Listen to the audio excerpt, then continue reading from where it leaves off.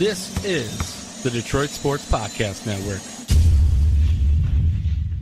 Hey, this is Brian Peña. I always join the Vito podcast, the best podcast in the United States.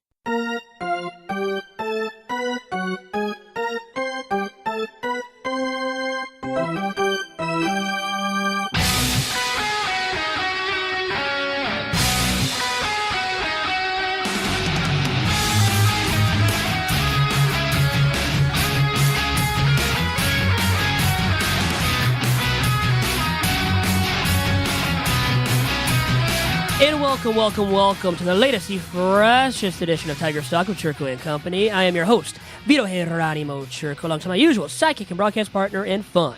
That is the Doc from Doc and Jack, John Charles McElroon. John, how are you, man? Vito, I always enjoy recording baseball podcasts with you. This edition of Tigers Talk is made possible by great sponsors, the Detroit Sports Commission and the Legacy Football Organization. I look forward to talking to you. A lot of news in regards to the Detroit Tigers. A major signing happened. A lot of players now were complaining in regards to, several free agents had not been signed by a major club, and Manny Machado broke that wide open when he signed a 10-year deal with the San Diego Padres. We'll talk about that, your reaction. 10 years, but, he's got an option. I like the way he set up that contract, and we'll talk about what he did, the provision that he made in that deal that I think is really quality for Manny Machado. And then we got a great guest. I'm always a fan, and I enjoy reading Anthony Fenech from the Detroit Free Press. He had a great experience in the offseason. We'll talk about that, and man, good stuff. Baseball's around the corner. Spring training is kicked off. There are some games. We get a chance to see Miguel Cabrera. We get a chance to see, Casey Mize. We've had a chance to see a couple games and a major signing, which is interesting in that, we brought over the Pittsburgh Pirates infield, and now we got the combination of Mercer and Josh Harrison was brought on board. And I just think that, in regards to my opinion, I say that it's a good role player. In terms of the Detroit Tigers budget and what this guy brings to the table in terms of, quality defense, really a professional, a guy that brings high energy, loves the game of baseball, and is familiar with Mercer. So you have an opportunity to solidify the infield a little bit, at least on the defensive side. Can he, improve a little bit offensively? That's always the key. But at the very least, in terms of what the Tigers are able to do with their budget, it's a decent signing. And I just find it interesting, though. I would love to have a chat with Niko Goodrum that day when he gets called into the office and is like, well, we think your role now is going to be super utility guy as opposed to everyday guy. And it just sucks for Niko Goodrum because he was such a contributor last year. He kind of emerged a little bit as, this energy player, but the Detroit Tigers upgraded a little bit in terms of having Josh Harrison perform and play at second base. Well, Josh Harrison is a two-time All-Star, but last year, not a great season out of Josh Harrison, .3 WAR. So now you look at Jordy Mercer and Josh Harrison, a double play tandem going into 2019. The WAR combined from those two individuals, .4. Okay, so very lackluster. And you're right about Niko Goodrum. He probably thought going into spring without the signing of Josh Harrison before the signing of Harrison, I'm the man at second base, full-time, baby. He was going to be the man. The man with the plan, the man starting full-time at second base. Now this other individual, this other cat comes in, taking his spot on an everyday basis in Josh Harrison, who's more proven. And remember, Niko Goodrum came out of nowhere and hit the heck out of the baseball for most of last season. Now, how reliable would he have been starting full-time this season with the bat? Maybe not as reliable. So you have to remember that as well, even though Goodrum was as solid with the bat as he was. And he was one of the better Tigers hitters because the Tigers roster last year was so lackluster. Going into this season, it's going to be so lackluster too. So the opening day 2019 roster, you would have thought Niko Goodrum, he's going to be starting because he hit the heck out of the ball last year. But now he's going to really shift into this super utility role, as you had already mentioned, Doc. Meaning he'll spell Miguel Cabrera at first base. He will spell Josh Harrison at second base. He might even play some outfield. So you got a lot of options with Niko Goodrum. And that's another reason why I think you have to like this move, adding Josh Harrison. So what's your opinion of the move? What's your opinion of the way the Tigers are going to utilize Niko Goodrum? Is he an everyday player? Can he grow into that? Or do you feel like the organization has basically pegged Goodrum as a Don Kelly type where he's a utility guy, not a guy that you really want to play every single day because of what he brings to the table? Is that right? Do you think that he could have brought more this year with the renewed hope and spirit? Or do you say, you know what, the Tigers evaluated honestly and they realize, look, by bringing in somebody that's a little bit better than Niko Goodrum, you have a chance to win a couple more games. Do you feel like they've treated Niko Goodrum fairly and that's his best role as a super utility guy? Or do you feel like, you know what, maybe the Tigers are missing an opportunity to have an unsung hero really perform? Well, I think he's better and sexier than Don Kelly because he's better with the bat. So he can produce more consistently, and he proved that last year when he was starting a lot. And he played a lot of second base. He played first base as well. He played multiple positions and was adequate at least in all the positions that he did play, and then brought the solid bat once again, and a better bat last year than Josh Harrison. So really you've added depth and flexibility to this Tigers 2019 roster, which you have to like as a Tigers fan and pundit alike as you and I are, Doc. So this is a quality move for the Tigers because Harrison is a quality asset, and now you expand the role, in so many words, of Niko Goodrum. Even though he's being stripped of this starting role, and maybe he doesn't like that and is salty about that, he actually now brings more fluidity and flexibility to the Tigers roster overall because of him being able to play multiple positions and having that solid bat, especially if he brings over anything with the bat from a season ago. So Jose Iglesias was the last player to wear number 1. And I guess it didn't cause that much of a stir because he came in and this was a guy that was traded for by Dave Dombrowski. And when he was brought here, everybody was a little bit excited because of what he could bring. Obviously, when you go out and get a prospect from the Boston Red Sox, people are like, oh my gosh, this guy could really do some things. And he came in with a little bit of pizzazz. So him taking the number 1, I don't think made a lot of people go, I'm not really happy with it. But Josh Harrison coming in, and he comes in to the Detroit Tigers organization, especially on the heels of Alan Trammell earning a spot in the Hall of Fame. And now people are clamoring for Lou Whitaker to earn that spot, to finally be honored, be recognized as the true Hall of Famer that he likely is based on his stats. So Josh Harrison comes in, and he's like, well, I like to have a single-digit number, and the only one that was available that he said were 0 and number 1. So he asked to take number 1, and the Tigers granted it. And this time around, when it happened, I saw on Twitter, and I looked around, and people were a little bit upset. They were a little bit befuddled that this guy, Josh Harrison, comes in and asks for that number. And 2, that really what made people upset was the Tigers granted it.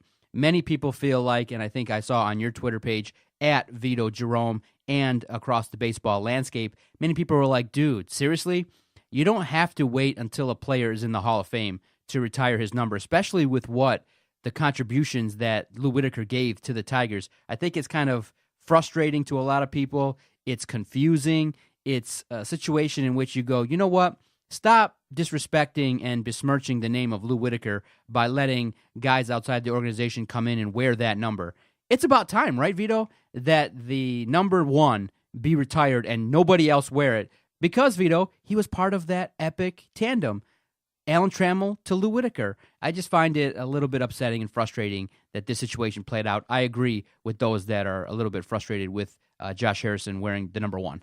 Well, I really wonder how Lou Whitaker feels about this, too. Josh Harrison getting this number 1 jersey that Lou Whitaker donned for all those seasons, and is a legendary Hall of Fame caliber career with the Tigers. And now he should be getting enshrined into Cooperstown in 2020 via that modern baseball era ballot, which he'll be up for now, hopefully at the end of this year, and then get actually enshrined in Cooperstown a year from now. So he deserves it big time. And Harrison is taking this jersey, by the way, the number of Whitaker, and saying that it's really an honor to him to be able to don Lou Whitaker's jersey number. He was a fan of his, so it's kind of out of respect almost that he's wearing number 1. So I guess he's doing it for the best reasons possible, but still, from an organizational standpoint, when I look at the Tigers and their mindset regarding this, it's been a long time coming for them to retire his number. And regardless of him ever getting enshrined into the National Baseball Hall of Fame in Cooperstown, New York, I really strongly believe that Whitaker's number should be retired, regardless, and should have been by now. So it's really a disservice, a disgrace to Lou Whitaker and his Hall of Fame caliber career with the Tigers that his number has not yet been retired, and that Harrison gets a chance to wear this jersey when he's only signed a 1-year deal and is not going to be that great of a ball player this season for the Tigers, for a team that's not going to win much more than 65 games, if 65 games. So you allow this individual in Josh Harrison, a seasoned vet who's a 2-time All-Star, to wear Lou Whitaker's jersey, one of the greatest Tigers of all time. You know, it rubs me a little bit the wrong way, and I know Harrison, has the right. The Tigers are giving it up, which is why this is more about the Tigers' mindset. And the Tigers refusing to have retired Lou Whitaker's number up to this point when, Doc, as you and I both know, it should have happened a long, long time ago. Now, Vito, have you checked out some of the waiver moves that the Tigers have put in claims for this week? And it was written in the paper because famously J.D. Martinez and John Hicks were waiver claims, and J.D. Martinez obviously became really a solid player. Became legendary, right? Exactly. Big contract now with the Red Sox. World Series champ. Yep. And so the Tigers have added 3 more individuals to the roster: Dustin Peterson from the Braves, utility man Brandon Dixon from the Reds, and left-handed reliever Jose Fernandez from the Blue Jays. And the way that it's been framed and the way it's been discussed is these guys were brought in to add competition and a little bit of spice to spring training. Do you find that any of these guys could fill a roster spot? I mean, Dixon came in and, people believe that he's got a little bit of a bat, some pop, and he did some things and things like that. Peterson laced an RBI single on Monday in the 3-3 split squad game. Anybody among that crew intrigue you? Well, I know Dustin Peterson can play a little bit, and they've talked highly about him. Now, the other individuals, and even Dustin Peterson, I mean, let's not expect a ton out of these guys in 2019. They're there to add depth and to add a little bit of competition, like you said, for a couple of roster spots. But realistically, these guys cannot be expected to be significant major league contributors in 2019 and beyond. And realistically as well, when you pick up guys on waivers, typically they're coming off of the scrap heap. These 3 specifically are coming off of the scrap heap, and there's not much upside to these individuals. So expecting them to be, once again, significant Major League Baseball contributors to the Tigers roster in 2019, the odds of that happening in a game of Big Vito's over-under are well under 50%, and really well under 15%, Doc. According to Ron Gardenhire, Peterson has some savvy to him, and that's what I like. He's freaking confident. He was a second-round pick of the Padres. He spent the last 4 seasons with the Braves, and he got called up last season and got just 2 pinch hit at-bats. So, yeah, I agree with you. Probably not going to be major contributors, but you got to have competition, and I do think that sometimes when you do bring in these guys, you give them that opportunity, maybe one of them sticks, and that's what they're trying to do. Remember what we said in the offseason during some of the podcast recordings. You're just trying to find a diamond in the rough for cheap. And that's what these guys are. They have to be that. If they're going to be anything, they're going to be diamonds in the rough specifically. And Dustin Peterson, born in 1994. So he still counts as a semi-prospect, having that status kind of. So, and when you do the Tigers prospect rankings as an organization, Dustin Peterson is in the top 30 for a lot of publications. So he still has semi-prospect status. So he has the most upside of any of these 3 guys that were picked off from waivers. It's just that, once again, you can't expect even Dustin Peterson to be a significant contributor in 2019. Yeah, and like I said, to reiterate, he was the one that laced an RBI single Monday in the 3-3 split squad contest. But, again, Stu, it's spring training. Come on, you and I could get a hit probably in spring training off of some of these guys that they're playing. Okay. Once again, too. Not to trash anybody's name out there, but had to say that. Before we discuss the contract signing of Manny Machado, are you a little bit concerned in that Daniel Norris's numbers on the gun aren't that high? 89 to 91 is what I'm reading. I look at that and I say, yeah, it's spring training. You're still trying to get in the groove, but that's a little bit concerning to see a dip in velocity, especially from a guy that was in previous seasons in the mid-90s. Does that concern you at all? Going, in Major League Baseball, it's really tough, to get guys out. And when you have a velocity dip, that means you got to kind of transition to be a little bit more crafty. Do you think he'll get it back up to an acceptable number, or is that a red flag for you? 89 to 91. Well, it's not sexy, not appetizing, but there have been guys that have been successful that have thrown in the low 90s for their velocity on a consistent basis. Now, Norris was not a guy that was throwing at this low of a velocity in years past. Now, last year, though, remember, after coming back from the injury and just the injury bug and surviving all of that, his velocity did take a dip. So it hasn't been that high for a while now. And his top prospect status, that has vanished, you could say. But this is a guy at one point before all the injuries, was a guy that put together, 21 straight quality starts, the longest in Major League Baseball. Not just the longest on the Tigers roster, the longest in Major League Baseball. That was a stat belonging to Daniel Norris. So he's still a relatively young left-hander. And when you're left-handed, it means you still have a lot of marketability. So even if he throws at a lesser velocity consistently now throughout 2019 at least, if not beyond, at least he's still a lefty, can be a lefty specialist, and the Tigers still view him as a 4/5 starter. And there's still hope for him to become that. The thing is, just the hope of it isn't as high. The odds of it in another game of Big Vito's over-under, the odds of him being this steady, Freddy starter for the Tigers moving forward in 2019 and beyond, well, the odds of that are below 50% at this point for Norris. And you could probably even say below 35% for Norris at this point because of that notable dip in velocity. But once again, guys have been crafty lefties in the past and have succeeded. So Norris could be that guy as well, and the Tigers direly need that out of Norris in 2019. Okay, so what was your reaction to the Manny Machado signing? 10 years, $300 million. It kind of came out of blue in terms of the organization. The San Diego Padres make that move. Usually not a market that's going to usually be expected to splurge that much. And they were even in talks to potentially even add Bryce Harper. Now, look how crazy sick the Padres' payroll was. Look how low it was. If they added Bryce Harper, and including Manny Machado, their payroll would only be $110 million.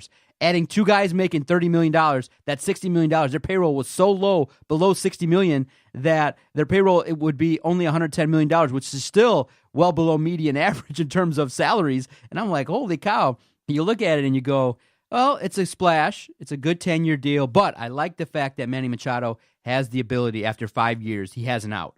Now, I think it's a player option from what I understood. It's his option. After 5 years, he can look around and go, well, if I'm playing really well, if I've outdone the contract, I could even get a bigger deal halfway through, still in my prime.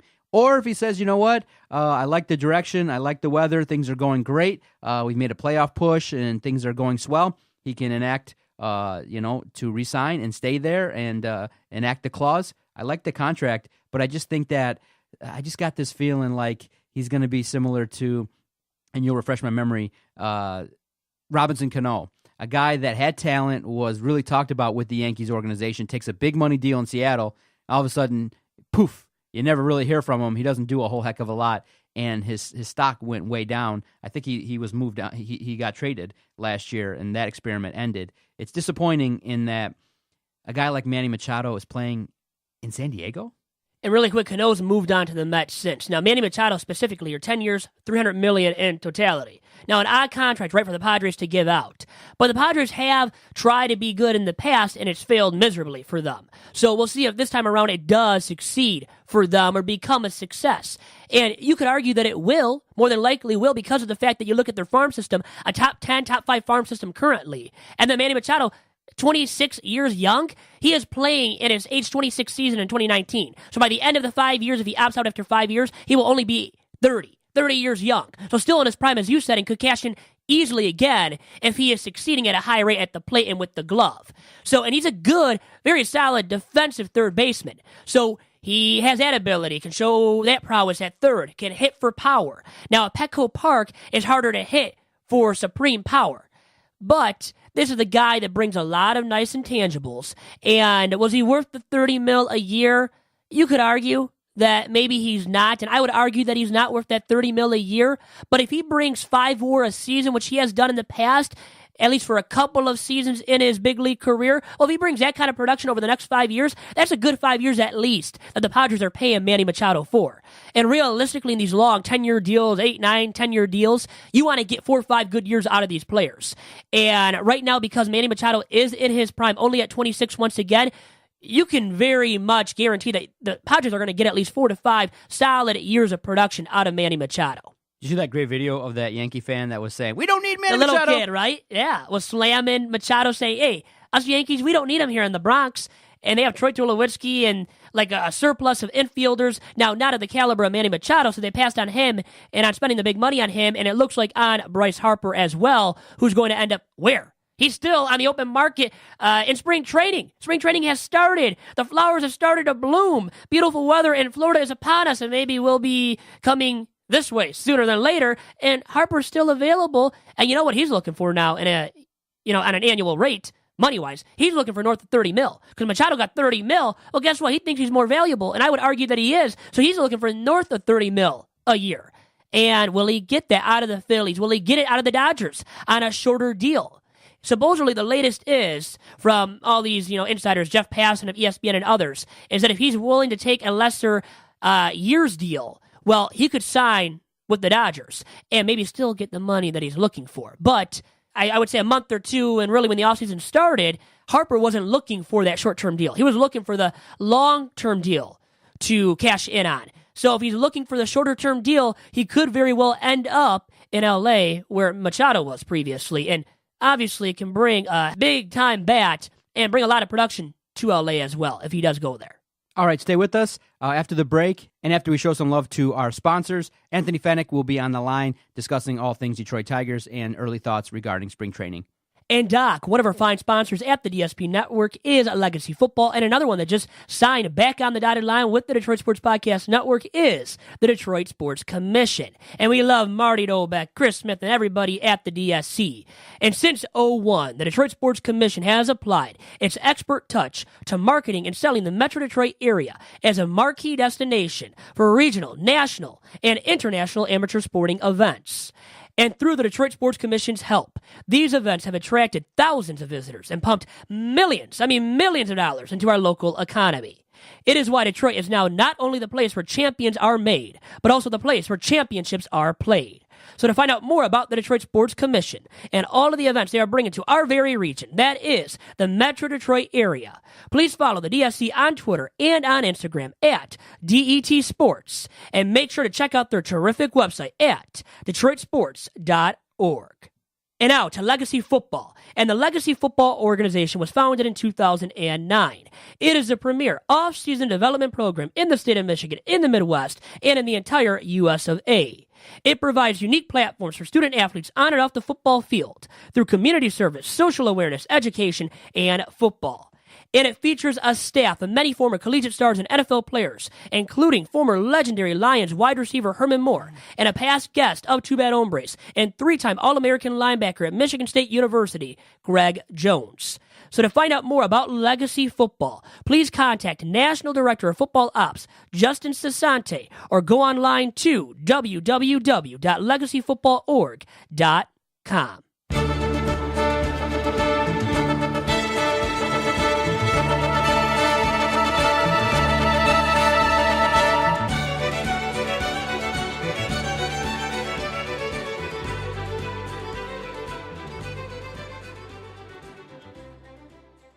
And it is Anthony Fenech of the Detroit Free Press joining us here on this week's episode of Tigers Talk via Vito's VIP line. Anthony, how are you doing?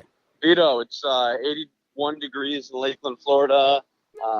Just a tinge warmer than where you're at. Baseball's here, so I'm doing pretty good right now. It sounds like it, and really rubbing it in. It's like 11 degrees over here, so making us feel really bad and down and out, not being there. I tend to do that a little bit.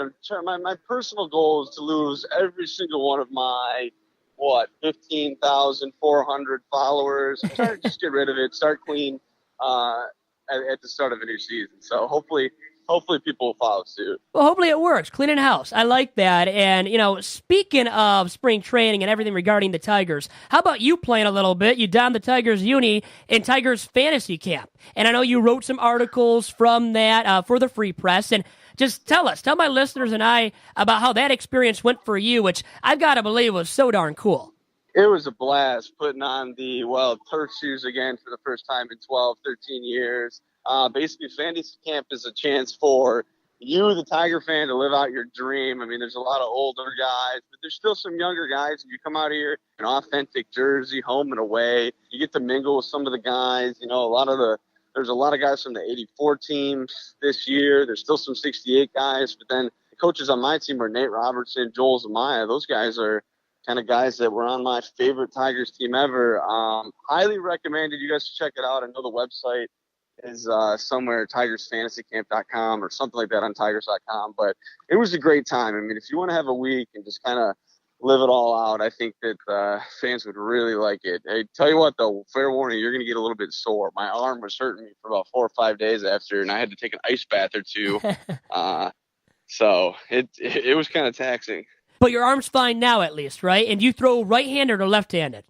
I threw right-handed. I haven't tried left-handed yet. My arms feel good. Ron Gardenhire said that maybe if they run out of pitchers against the Braves tomorrow, maybe they'll call into the press box and I'll get a shot. So we'll see. Keep your fingers crossed. Well, there we go. They might need a guy. And you know what? They really needed some infielding help. And they added a second baseman in Josh Harrison, who presumably is going to be the starting second baseman come opening day now. What are your thoughts on that move by the Tigers, adding Josh Harrison on a 1-year deal? I think it's a great move. I think it's probably one of their better free agent signings in the last couple of years. Now, look, they got some prospect capital for Jonas Martin and Mike Fiers last year. Remains to be seen if that's going to happen with Harrison, because look, the reason that they were able to get him for $2 million late in the season was because the second base market was just so saturated and he needed a job. So I think that with the number of 1-year deals out there, it's going to be a little bit tricky to trade him by the deadline. But I just think that all around, it's just a perfect signing. They needed some stability at second base, which will put Niko Goodrum into a super utility spot, move him around the diamond, just improve the team's depth at all positions. And then, the big thing is just his presence in the clubhouse. I mean, this is a hard-nosed, high-energy guy. I think he's going to hit at the top of Ron Gardenhire's order. He's just a professional. And there's a lot of young guys in that clubhouse. There's a lot of guys that you can't really count on right now. And Josh Harrison is a guy that you can. I think it's just an added benefit that he's going to be playing in the middle of the diamond with Jordy Mercer. They worked together for 6-7 years at the Pirates. So all in all, I think it's a great move for the Tigers. It's one that makes their team better now, perhaps in the future with prospects. But Harrison's gonna play a big role in developing these young players because he's the vocal leader they need. Now, Anthony, do you think that's the proper role for a guy like Niko Goodrum to be a super utility guy, a guy that last year put in the work, improved his game a little bit, and was a little bit consistent in terms of his defense and offense? But obviously, Harrison's an upgrade. But do you think that's the proper role for a guy like Niko Goodrum? Could he develop continuously into an everyday ball player?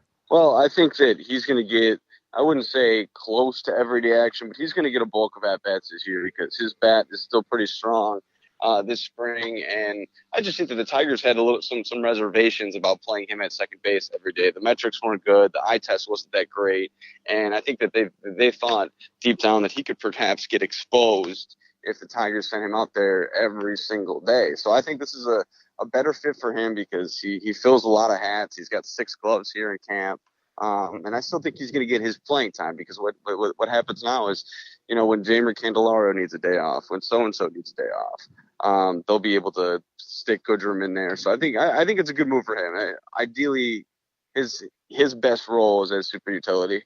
Anthony Fenech of the Detroit Free Press with us on this week's episode of Tigers Talk via Vito's VIP line. And, point blank, what happened to the free agent market? I mean, all these guys had to wait. Even guys like Jose Iglesias had to settle for a minor league deal. And Machado waited all this time to sign this 10-year, $300 million deal. So he got paid lavishly, the best contract in pro sports history, but waited all this time. And Bryce Harper, this prized free agent himself, is still out there. So what the heck has happened to the free agent market? I just think that the free agent market teams have become much smarter in not doling out these massive contracts. I know Manny Machado got $300 million, which is what one of the biggest contracts in American sports history. But I think that a guy like that, he's an elite player, 26 years old. He's the kind of player you spend that money on, and I think that the middle class has all been wiped out pretty much. I mean, there's still some very solid players out there, Adam Jones, Gio Gonzalez, but I don't think it is the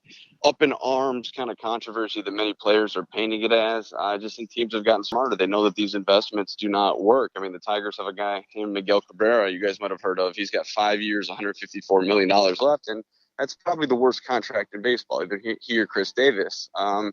As far as Harper's going to get his money. I mean, it just doesn't seem like, through the grapevine, either the truth is that he doesn't want to play in Philadelphia, or Scott Boras is making the Phillies believe he doesn't want to play in Philadelphia to get more money out of them. I'm not quite sure how this ends up, but it would be surprising from my position if any team could pay more money than the Phillies could. So it'll be interesting to see how this all plays out. I guess if I had a gun to my head, I'd still go Philly, but obviously there's the Dodgers and the Giants. But, it's very alarming to see veteran players who are highly regarded not have jobs at this point of the season. And we're getting to the point here in spring training, second, third week, where some of these pitchers need to start signing. I mean, the Dallas Keuchels of the world, because if you saw last year, you had a guy, Jake Arrieta, came in late, and Alex Cobb, Lance Lynn, they all got off to terrible starts, and it really set the tone for disappointing seasons for those guys. Something's got to happen, but look, the players ceded way too much ground in the last CBA, and the owners are taking advantage of it. I don't know where it goes from here, but the players are quite upset with it. And Anthony, you brought up Miggy already. He played in only 40 games last year due to injury, and his body might be wearing down already, yet he has all this money owed to him until 2023. So a lot of money still owed to this guy who has been a premium slugger in years past, a Triple Crown winner as well. But what should we expect from him in 2019? I mean, it all comes down to health, and I think I'm a broken record in saying that. If he's healthy, I expect Miguel Cabrera to hit. I think this is a guy that can, even at his age, he's turning 36 in April, I think he can roll out of bed and hit 300. I mean, it's going to be a question of if the power is there, how much they're going to play him at first base versus designated hitter, because look, there is a logical risk the Tigers are taking in playing him at first base, but the problem is that he's their best first baseman by far. I mean, people don't talk about his first base skills, but he's still got plenty of instinctual ability there at first. He positions himself better to make up for some of the steps he's lost over the years. It's all going to come down to health. I mean, I think that he could age well as a hitter, and perhaps the power will be a little bit better than people think just because of the balls they're playing with nowadays, which are similar to tennis balls. So it wouldn't surprise me if he hit 30, but we'll just have to see. I think he's going to put together a solid season between 280, 300, maybe higher, 20 home runs. But that's all assuming he's healthy, which he hasn't been able to do the last few years. I want to ask you about a state of the game question. During this offseason, a lot of people are talking about the state of baseball and looking at maybe some drastic rule changes, including the 20-second pitch clock, situations in which pitchers have to face a certain number of batters. You look at maybe the shift, getting rid of that to promote offense. How would you describe the state of the game, and are any of these proposed rule changes something that you're in favor of? Geez, the state of the game, guys, I think baseball is a really boring game right now. I love baseball, but I mean, and perhaps it's just because I was covering a lot of American League Central games last year. Tigers, Twins, Tigers, Royals, Tigers, White Sox, and those are brutal, but the game is boring. It's too long. Obviously, the only way, from my perspective, the only way you can tangibly shorten the games is by cutting down on commercials in between half-inning breaks, which the owners are not going to agree to because that's money out of their pockets. As far as the rule changes go, I think the 20-second clock, pitch clock is a bunch of eyewash. I mean, just watch a baseball game. It doesn't take guys more than 20 seconds to throw a pitch anyways.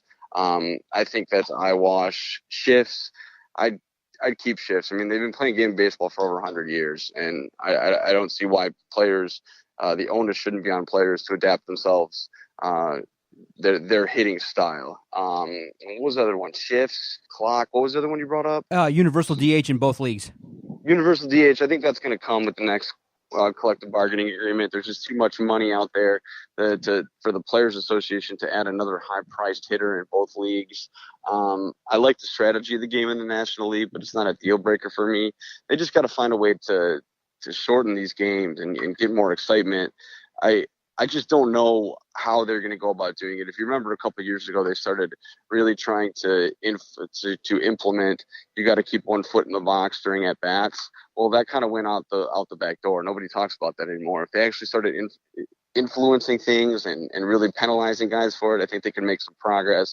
But yeah, I mean, I cover the sport for a living. I know you guys see a lot of the blowback, guys like John Smoltz and some of the broadcasters. They kind of get panned on Twitter for saying the game is boring, and why is this guy saying this if he's covering baseball? But it is a boring game. I mean, it's just there's no two ways around it right now. They gotta try to inject some kind of pace into the game. Baseball has become boring, to say the least. Anyway, you slice, I think you have to slice it that way, that the game has become a game that has taken way too long, game to game as well. And the Tigers as well have lacked excitement, specifically the last 2 years, finishing 64-98 in 2 straight campaigns. Hopefully it doesn't occur again, but as you and I both know, the team's not going to be that great in 2019. Now, beyond 2019, there is excitement surrounding their farm system and arms, such as Casey Mize, the Tigers' first-round draft pick in 2018. And so far, it seems like in spring camp, there's been a lot of buzz surrounding the arm of Casey Mize. What do you have to say, and I guess, what do you have to report regarding Casey Mize so far in spring training? I mean, Casey Mize has come down to Tiger Town as advertised, really. He's got a very professional work ethic. You can see the talent just in his bullpen sessions. He's a little bit more of a finished product than most of the Tigers prospects. I don't know if I'd put him as the number one prospect. I've been very, very impressed with Matt Manning and what I've seen. He's kind of a physical specimen. He's got a lot more development left. But Mize has come as advertised. I think he's really impressed impress his teammates with his work ethic. And I would expect to see him next season at some point. I don't think they're going to rush him. I don't think there's really any reason to. But really, with Mize and Matt Manning, to me, once those guys can force their way to the big leagues, that's going to be when this rebuild can kind of turn over, and they can move to the next level of it. Who's the most exciting position player prospect? I mean, I think it's got to be Isaac Paredes. I watched him. He's got a nice inside-out swing, power. He's a guy that should hit 300. Because when I kind of bounce around talking to scouts and whatnot, I say, okay, so who's the next guy that can hit 300 in this farm system? And it's almost universal. Them coming back with Isaac Paredes. He's a guy that he looks like he knows he can hit, and I think that's a good thing. I think there's a little bit of swagger there. So I would say that he's a guy to keep an eye on, but also Winslow Perez, he's showed up on some of these top 100 lists. He's a young, toolsy shortstop, 19 years old. He hit 314 last year, switch hitter. I think he's got a bright future, and he's probably going to be the Tigers' next top hitting prospect. So those two guys really come to mind. I'll leave you with this. Does Nick Castellanos last a full season with the Tigers? No, I don't think so. I think that by the time the deadline comes around, I think that there's going to be teams who are in need of an impact bat like his. I mean, everybody knows the defense is what's holding him back, but it's not only the defense; it's the whole market. I mean, when the Braves can wait out Nick Markakis for $4 million, well, why would the Braves trade a prospect and then take on Nick Castellanos' $9 million salary if they could get Nick Markakis, who arguably could be a better player than Castellanos right now, for less than half that price? So I think the free agent market's hurt him. And then the defense is just a big question because it eliminates pretty much the National League teams who are going to have to put him in the outfield to play him. But I still think at some point an American League team, let's put Cleveland on the bubble. I think that Cleveland's going to make a play for him near midseason. But no, I think they'll trade him before the deadline. Anthony, thanks for all the time, and keep resting up that arm, by the way, too. Make sure it's fully healthy for the season. Absolutely. There's only a few weeks left till opening day. I got to be ready for that opening trip in Toronto. You better be, Anthony. And with that, great stuff once again, and we'll talk again soon. All right. See you guys. And back here on Tigers Talk with Chirco and Company, and that was Anthony Fenech, Tigers beat writer for the Detroit Free Press, an entity that I work for. One of my many freelancing jobs, right, is with the Free Press. And he did add a little bit of info there about Nick Castellanos, saying that he does not believe he will last a full season in a Tigers uni in 2019, which I think, Doc, you and I and Tigers fans alike have to start believing that, yeah, Nick Castellanos' days are numbered in a Tigers uniform. I really respected Anthony and his thoughts regarding the state of baseball. Universal DH he feels is going to be happening, which I totally agree with as well. I think it should be happening, Doc. Interesting stuff there, feeling like Miguel's contract is the worst in baseball. Yep. Feeling like the game is boring. He said boring, straight up boring, and I agreed with them too there. I was going to include that in my question, saying, you know what, just being a first-time reporter covering the games, man, Vito, it was a little bit of a grind in terms of 6th, 7th inning, a 1-0 game, and the Tigers' offense, really, to speak to it honestly, and he really didn't say it, the Tigers' offense last year was atrocious in the second half of the season. That's when we finally got to we were there. It was atrocious to watch, wasn't it? That's when we got to earn our credential. And so to watch a lot of those games, I think I went to a dozen games, and to see, a series versus Minnesota where, you score 1 run, then 2 runs, and it's like multiple innings where, everyone's getting out, and it's like, oh man, it makes the game tough, and that's why the fans stayed away a little bit last year. Hopefully this year, they're a little bit more exciting. I'm fascinated with what guys like Anthony and other reporters think about the game of baseball. It's at its core, I like it. I just think maybe one move is fine. Just eliminate the shift. More offense brings more eyes to the game. And look, if you're watching a 9-8 game and it's back and forth and there's excitement, I don't think people care if it's 3 hours. But if it's 1-0 and it's a pitcher's duel, I don't think a lot of people are down for that. And I think that's what makes the game drag a little bit when it's a 1-0 game, and then you got a pitcher going out there to face one batter, then the manager goes out there, pulls them, then you got the warm-up, then you're going to, the specialization of the bullpen, I think, can be looked at too. I don't want it where you change the nature of the game, where you force the pitcher to face a certain number of guys, but I would say I think one of the things you can do to speed up the game is include the commercial in the game. I mean, it's not that hard to do a split screen, keep the game going. NASCAR does it now, and other sports do it. Run your ad, keep the commercials tight, and don't add a minute more of commercials. Just add some scrolls and some side pans and let people see who they need to see and things like that, or include more in-game commercials and stuff like that, and make the game better. the game needs to be a little bit more viewer-friendly. Now, how about starting the games really quick here, Doc, with bullpen arms? We talked because about now it. there's been more and more talk about that as well, and I think that's unfortunate for the game because I think it downplays the quality, reduces the quality of the game. I think it's great. I think it's You think it is, really? It's a good strategy if you can go your closer for the first 2 innings and then your starter for the last 7. It's something new and different. It's still too early to decide if it's successful or not. Some squads have utilized it. I want to see the trend continue to get more info whether or not it is something that can be viable. I'd like to see the Tigers do it. Why not? Throw out Shane Green for the first inning, see how he does, and see if it's a viable option. Especially, sometimes some outside-the-box thinking is what a squad, with a payroll of $80 million needs to do to maybe compete. And so I have no problem with it. I like to see more of it. Well, we'll leave it at that. And Anthony Fenech, thanks to him once again for all the time on this week's episode of Tigers Talk. And he joined us via Vito's VIP line. We haven't been able to throw out that language or terminology for a long time here on Tigers Talk. Finally did again as we near, about midway point of spring training here, and it's been fun and exciting so far, I think, for the Tigers, who have been so far successful, you could say, at large. And Casey Mize, a guy that has turned out to be solid on the mound thus far for the Tigers, too. And that's a solid sign from the Tigers' first-round draft pick in 2018. Great episode. I look forward to talking to you again in regards to baseball. Hopefully some more signings take place. Probably we'll talk again in 2 weeks. And then as the season kicks off, keep your fingers crossed, Vito, that the Detroit Sports Podcast Network keeps our great relationship with the Tigers. I wouldn't see why not. I mean, I don't see more people clamoring to cover them. And so not right now. We're young and hungry, and so we're upstart. And so the young Vito Chirco, the young John Macaroon, we're ready to cover the game. Was that a joke? Please. The young John Macaroon. Going to be turning 40 soon, right? The big 4-0. But anyways, with that being said, we are adiosing on Tigers Talk this week. Bye-bye.